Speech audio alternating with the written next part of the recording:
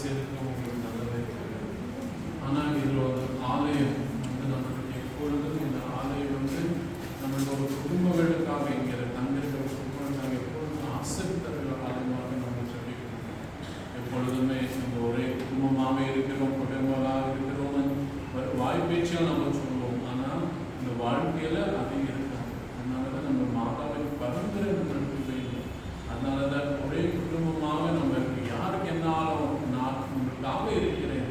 இதோ உங்களை இந்த பிரச்சனை இருக்கிறதா, இந்த குடும்பங்களை நோயாளிகள் இருக்கிறாங்களா, இதோ நான் உங்களுக்காக ஜபிக்கிறேன் சொல்றதுக்கு நாம் இருக்கிறோம் சொல்றதா. அப்போ இந்த அந்த யோசனை இந்த ஆலயம் நம்மளுக்கு நிறுத்தி கொடுத்துருக்காங்க. அதனால தான் அந்த யோசனை நம்ம விட்டு கொடுக்காமல் நம்ம மக்களுக்கு அவர்களுக்கு நாம் இதே யோசனைகளை நம்மளுக்கு தந்தா அது நம்மளுக்கு ஒரு ஆசீர்வாதமாக ஏற்றும் பொழுது உங்கள் வீட்டுக்குள் என்ன பிரச்சனை இருக்கிறதோ அந்த பிரச்சனையெல்லாம், அந்த நோய்கள் எல்லாம், அந்த கஷ்டம் துன்பங்கள் எல்லாம் மாதாவின் பரம்பரையில் ஒப்படைச்சுட்டு நம்ம ஆண்டவர்கிட்ட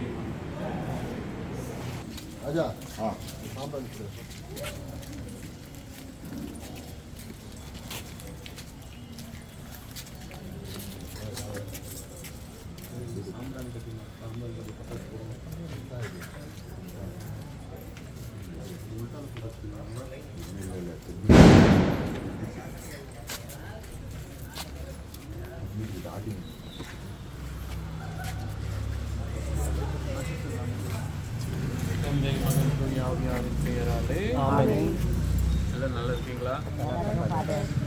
போன வருஷம் வந்து இந்த ஞாபகம் இருக்கா? என்ன சொன்ன போன வருஷம்? போன வருஷம் சொன்னது ஞாபகம் இல்லை, நான் வந்தது ஞாபகம் இருக்கு.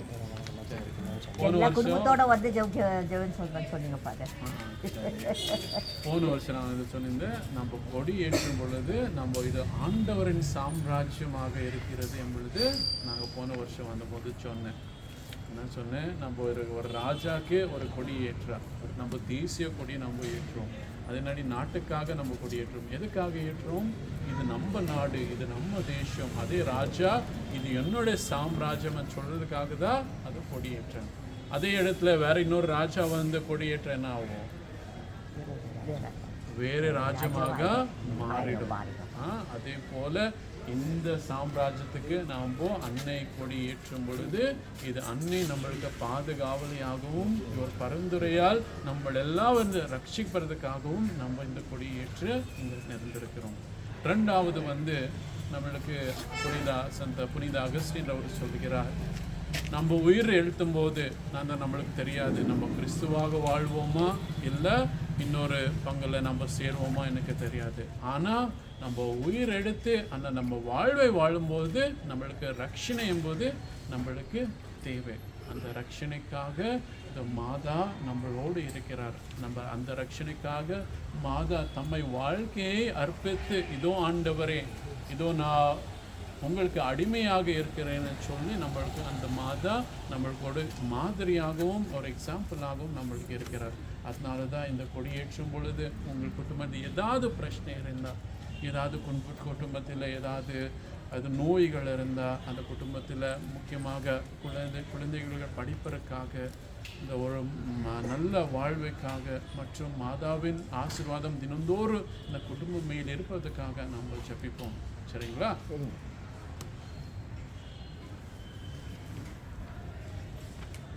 ஆண்டவர் உங்களோடு இருப்பதாக. மன்றாடுவோமாக.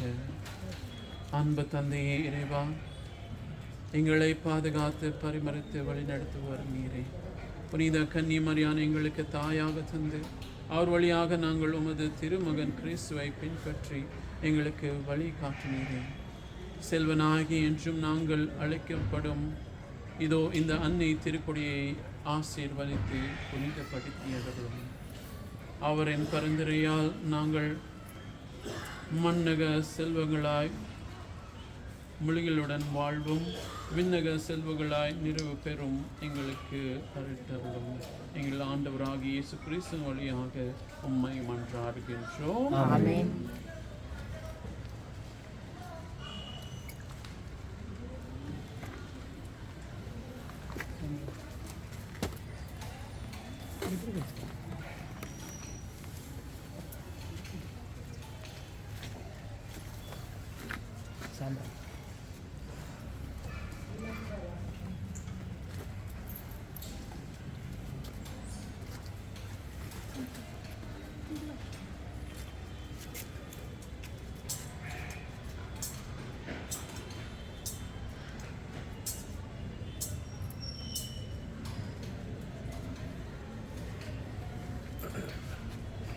மாலை தந்திருக்கீங்களா? நம்ம கொடியேற்றும் பொழுது நம்ம மாலை மேல உயர்த்தி ஆவே வாழ்வு மறி என்று நம்ம பாடுறோம்.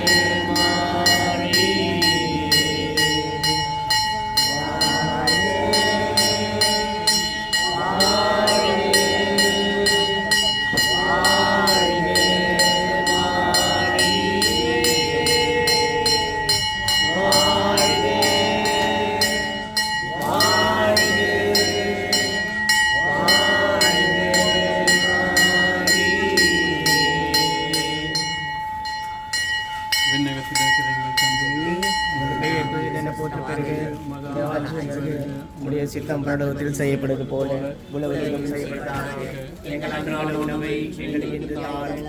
எங்களுக்கு தீமை செய்தவர்களை நாங்கள் பொறுப்பது போல எங்கள் பாவங்களை பொறுத்தலும். எங்களை சோதனைக்கு விடாதேயும் தீமையை ரட்சித்தருளும். ஆமென். அருள் இருந்த மரியே வாழ்க, ஆண்டவரும் உடனே பெண்களுக்கு ஆசி பெற்றவர் நீரே. உம்முடைய திருவயிற்று கனியாக இயேசு ஆசி பெற்றவரே. புனித மரியே, இறைவனின் தாயே, பாவிலார்க்குரிய எங்களுக்காக இப்பொழுதும் எங்கள் மரணத்தை வேண்டிக் கொள்ளும். ஆமென். அருள் நிறைந்த மரியே வாழ்க, ஆண்டவரும் உடனே பெண்களுக்கு ஆசி பெற்றவர் நீரே.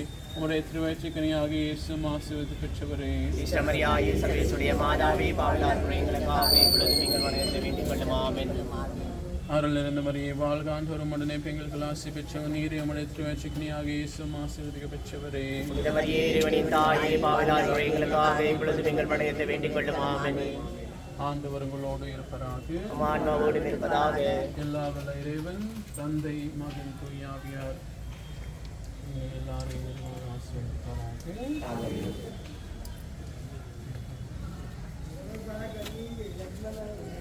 அம்மா மரியே வாழ்க, அம்மா மரியே வாழ்க, அம்மா மரியே வாழ்க, அம்மா மரியே வாழ்க, மரியே வாழ்க, மரியே வாழ்க, மாதா நீ வாழ்க, எங்கள் மரியே வாழ்க, மரியே வாழ்க, மாதா நீ வாழ்க, அம்மா மரியே வாழ்க, அம்மா மரியே வாழ்க.